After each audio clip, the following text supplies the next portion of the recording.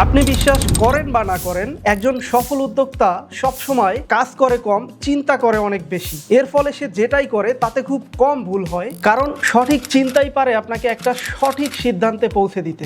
আপনি কি একজন সফল উদ্যোক্তা হতে চাচ্ছেন? সেক্ষেত্রে আজকের ভিডিওটা আপনার লাইফ চেঞ্জ করে দিতে পারে। কেননা আজকের ভিডিওতে আমরা সফল উদ্যোক্তাদের একদম ইফেক্টিভ কিছু অভ্যাস সম্পর্কে আপনাদেরকে জানাবো, যেগুলি প্রত্যেকটা স্বপ্নবাজ উদ্যোক্তার জেনে রাখাটা খুবই জরুরি।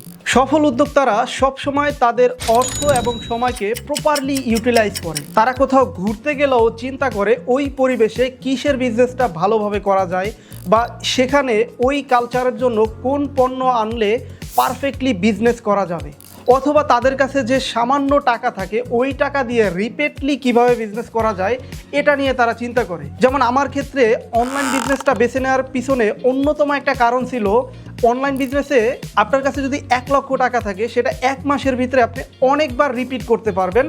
এটা ইউটিলাইজ করার হারটা অনেক বেশি থাকে, যে কারণে আপনি অনলাইন বিজনেসে মাসে যদি কোটি টাকাও সেল করতে চান, এখানে খুবই অল্প পুঁজিতেও এটা করা পসিবল। তাই ক্রিয়েটিভ উদ্যোক্তারা সবসময় চিন্তা করে তাদের অর্থ এবং সময়কে কিভাবে বেটার ইউটিলাইজ করা যায়। সফল উদ্যোক্তারা সবসময় plan B, plan C ready করে রাখে, কারণ মার্কেট পরিবর্তনশীল, সময় পরিবর্তনশীল। যে কোনো সময় আপনার যে কোনো বিজনেস অথবা যে কোনো প্রজেক্ট ফল করতে পারে, তখন একমাত্র আপনার বিকল্প কোনো পরিকল্পনাই আপনাকে বাঁচিয়ে রাখতে পারে। সফল উদ্যোক্তারা সবসময় একটা স্ট্রং টিম বিল্ড করে, কেননা একটা বিজনেসকে এগিয়ে নেওয়ার জন্য একটা স্ট্রং ক্রিয়েটিভ টিম অনেক বেশি জরুরি।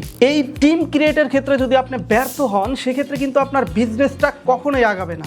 সফল উদ্যোক্তারা কখনোই রিস্ক নিতে ভয় পায় না। তারা রিস্ক নেয়, ফেল করলে সেখান থেকে শিক্ষা নেয়, অথবা সফল হলে লিড দেয়। রিস্ক নিয়ে কোনো কিছু শুরু করতে পারলে তাদের কাছে কেবল সফলতা ধরা দেয়।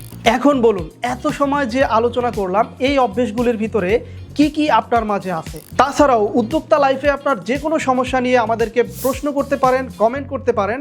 পরবর্তী কোনো নতুন ভিডিওতে ইনশাল্লাহ আপনার সেই সমস্যা নিয়ে আমরা কথা বলবো।